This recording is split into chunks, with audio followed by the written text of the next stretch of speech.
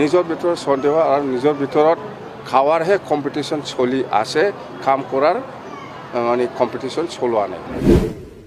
টকাৰ চশমাটো গুচাই দিয়ক।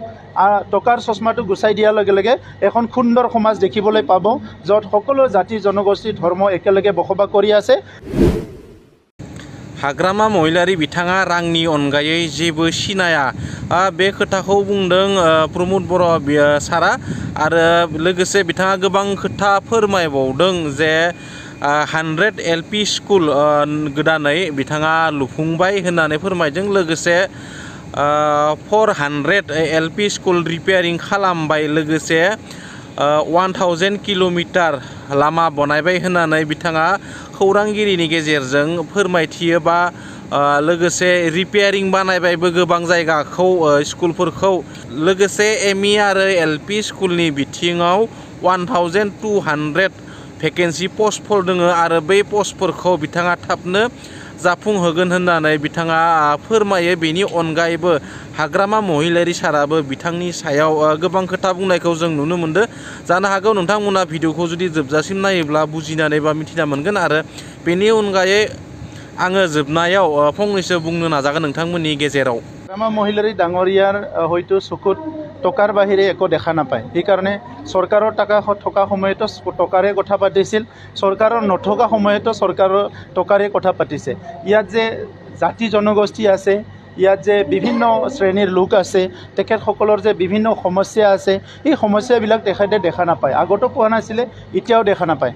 সেইকাৰণে মোৰ তেখেতৰ প্ৰতি আহ্বান এইটোৱে যে তেখেতে টকাৰ চশমাটো গুচাই দিয়ক।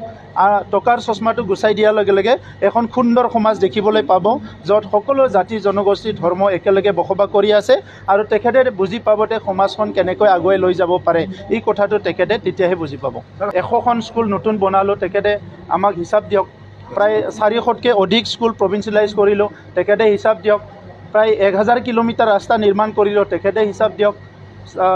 MCLA কোৱাৰ্টাৰ কিয় নিৰ্মাণ হোৱা নাছিলে 17 বছৰে, তেখেতে আমাক কওক।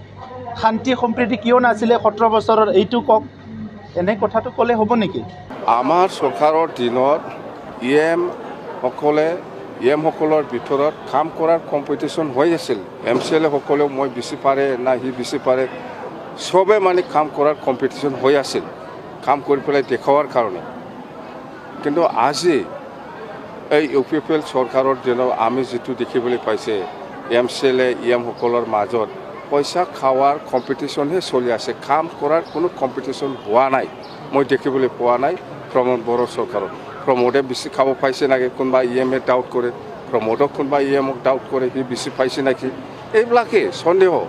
राजनितिकखौ लानानै UPPLआनो जा BPFआनो जा जेसेबाङै दावराव दावसि खालामा मानो, बेनि गुबै रिजाल्टआ रायजो राजानि गेजेरावसो थायो। मानोना रायजो राजाया बेखौ सिलेक्ट खालामगोन, नोंथांनि सरकार सोलायनाया मोजां जादों गाज्रि जादों आरो रायजो राजायानो बेनि रिजाल्टखौ होगोन। नाथाय बिदि होनानै जे बाथ्रा दान्थेलायनायाथ' जायो राजनितिखौ, BPFआनो जा UPPLआनो जा सोरबा BJPआनो जा, एगेन्स्ट पार्टिया जुदिहे स्ट्रं जायोब्लासो राजखान्थिनि बिथिङाव गोबां खामानिफोरा मावफुंनाय जायो बा मावफुंनो हायो। बाथ्रा दान्थेलायनाय बैजों बै जाब्लाबो समाजनि जे गाज्रि थासारि सोमजिया बेखौबो नोजोर लाखिनांगौ पलिटिकेलनि बिबानगिरिफोरा। नाथाय माब्लाबा जों नुनो मोनो बेफोरो गाज्रि थासारियाव सोलायलाङो। स' बेफोरबायदि खालामनाङा, पार्टिखौ स्ट्रं नांगौ, एगेन्स्ट पार्टिखौबो, अब्लासो खामानिफोरा जाफुङो। स' जियानो जाया मानो भिडिअखौ मोजां मोनदोंब्ला लाइक एन्ड शेयार खालामना होबानो जाबाय। आरो भिडिअखौ नायनो थाखाय थेंक्स फर वाचिं, गोजोन्थों, जय बर'नि।